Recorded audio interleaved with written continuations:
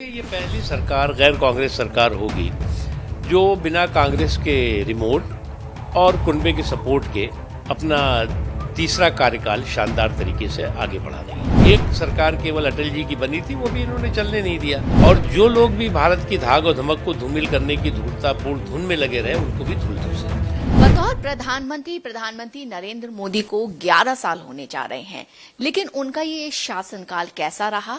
उन्हीं के शासनकाल में बकायदा केंद्रीय मंत्री की भूमिका मुख्तार अब्बास नकवी जी ने जो है वो निभाई। उन्हीं से बात करते हैं। सर, किस तरीके का ये शासनकाल रहा आपका, और खास तौर से अब 11 साल होने वाले हैं? देखिए, ये पहली सरकार गैर कांग्रेस सरकार होगी जो बिना कांग्रेस के रिमोट और कुनबे के सपोर्ट के अपना तीसरा कार्यकाल शानदार तरीके से आगे बढ़ा रही है।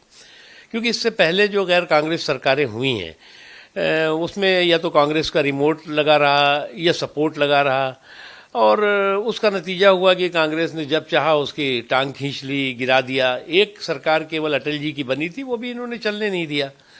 तो इसलिए जो है वो एक बेहतर सरकार, ईमान, इकबाल और इंसाफ के संकल्प के साथ नरेंद्र मोदी जी ने अपना 11 सुशासन का सफर तय किया है। और मैं मानता हूं कि आने वाले दिनों में इस सुशासन के सफर की जो धाक और धमक है वो मजबूत होगी। और ये बात सही है कि उन्होंने भारत की धाक और धमक को पूरी दुनिया में मजबूत किया है।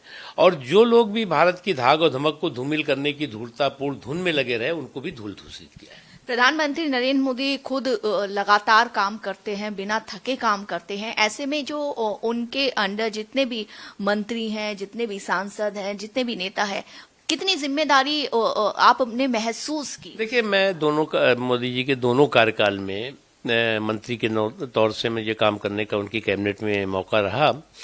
मैं मानता हूं कि उनकी जो तपस्या की ताकत है और परिश्रम के परिणाम है, उसी का नतीजा है कि आज देश में एक व्यापक परिवर्तन और बदलाव दिखाई पड़ रहा है। उनका मुकाबला तो देखिए कोई मंत्री या कोई भी उनके साथ में जो लोग काम कर रहे हैं नहीं कर सकते। हाँ, लेकिन उनके साथ चलना ही पड़ेगा, कदम से कदम मिलाकर चलना पड़ेगा। अगर वो 4 कदम चलेंगे तो कम से कम आपको जो है वो 3 कदम चलना ही पड़ेगा। ये उनकी शख्सियत है।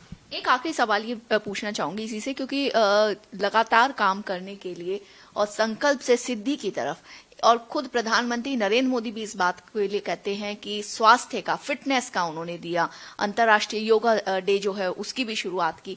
तो क्या मंत्री के तौर पर आपने भी हमेशा सोचा? भारतीय संस्कृति और संस्कार और जो हमारी धरोहर है, उसको जो है वो पूरी दुनिया में पहचान और उनकी शान को बढ़ाने में उन्होंने महत्वपूर्ण भूमिका निभाई। आपने जैसा कहा, योगा की आज अंतर्राष्ट्रीय पहचान बनी है।